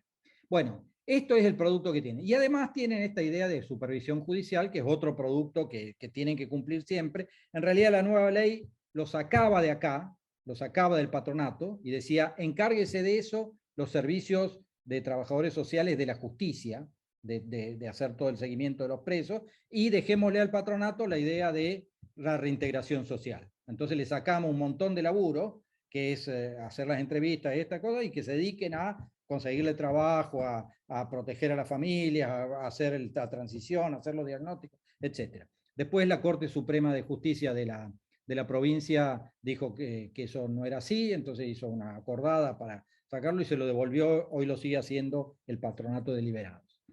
Pero nosotros llegamos ahí con esta gente a esta cosa. Así que esto es lo que ustedes producen, ¿no? Producen asistencia al tutelado y supervisión judicial. La asistencia al tutelado tiene estos componentes, estos productos parciales. Ustedes han diseñado, juntando argumental y normativamente, estos productos. Sí, es así.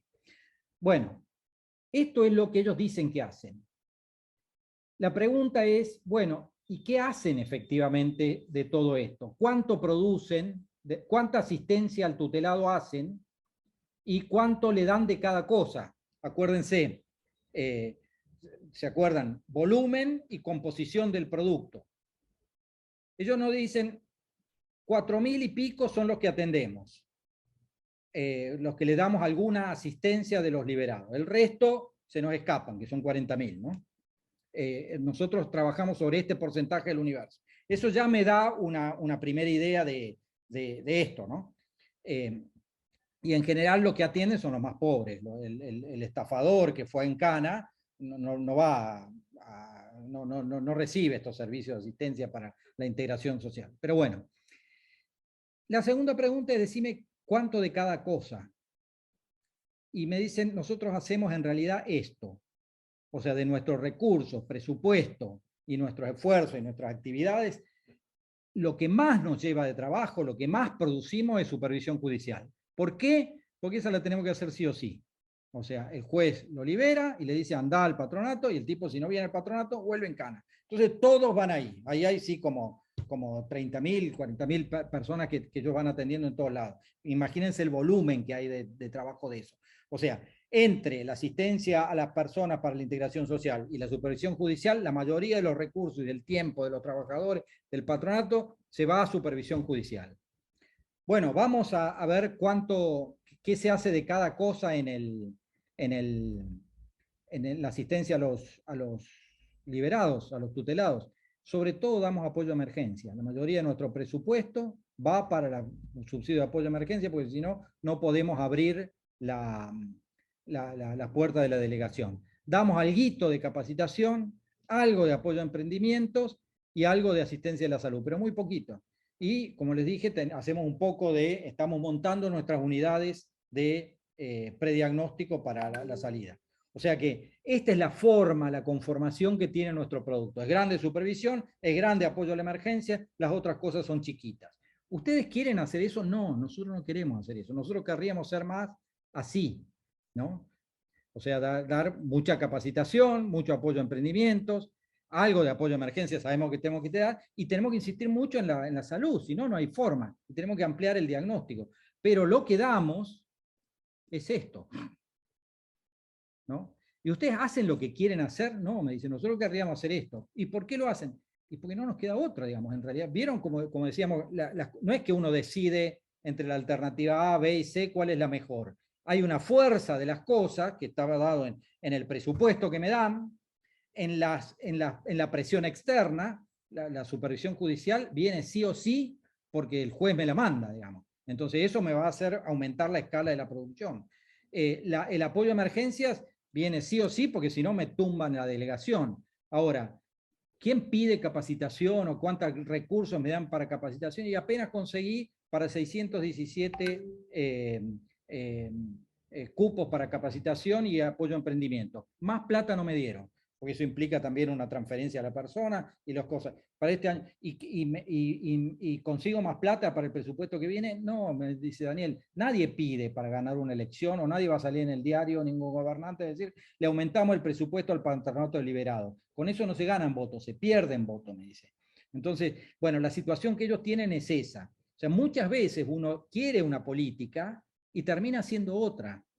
Y ellos lo sabían muy bien y te lo decían con pena. Y decía, ahora voy a la pregunta de ustedes, ¿logran éxito? Y dice, y la verdad que muy poco con esto. Digamos, fíjate lo que estamos produciendo con esto, qué resultados podemos tener en términos de integración social, cuántos consiguen trabajo y cuántos, cuánto bajamos la tasa de reincidencia. Dice muy poco con esto, digamos, con esto que estamos haciendo no logramos arañar el problema. ¿Queremos hacer eso? No, queremos hacer otra cosa. ¿Qué tenemos que hacer para eso? Y tratar de torcer el curso de los acontecimientos. ¿Cómo? Y concientizando de que la parte laboral es central, que hay que mejorar la atención de la salud y que hay que hacer más diagnóstico de pregreso y sobre todo que hay que modificar lo que ocurre dentro de las cárceles. O sea, si vos quemaste a una persona, ¿no? Adentro de la cárcel con droga, con estar sin hacer nada, qué sé yo, con este tipo de cosas, es muy difícil que después vos lo agarres y lo puedas reintegrar, digamos, ahí, ¿no? Y ni hablar que eso también depende de lo que pasa antes de la cárcel, ¿no? Si tenés un conurbano con pibes jóvenes que no tienen ningún futuro, digamos, laboral, entonces, pero que empieza a circular el menudeo del narcotráfico y con eso ganan mucha más plata, bueno, lo que está produciendo es eso. O sea, no nos pida a nosotros que hagamos magia y encima no nos das ni siquiera la varita mágica, digamos. No que la varita mágica, no da el conejo ni el sombrero, porque terminamos haciendo este tipo de perfil, ¿no? Entonces, por eso es importante, esto lo ponemos no para impresionarlo sobre la política del patronato, sino para ver algunas cosas conceptuales que vemos, ¿no? Ahí. Primero, lo que hay que entender cuando uno entiende una política es cómo se compone ese producto y cómo está argumental y normativamente constituido. Segundo, hay que medirlo, no basta con saber qué esto quieren hacer, ¿no? Y tengo que medirlo en su conjunto, bueno, son 4.000 del total, y tengo que medir las componentes que yo le doy para avanzar los componentes que le doy a cada uno. No le estoy dando a todos capacitación, apoyo para emprendimiento y asistencia a la salud.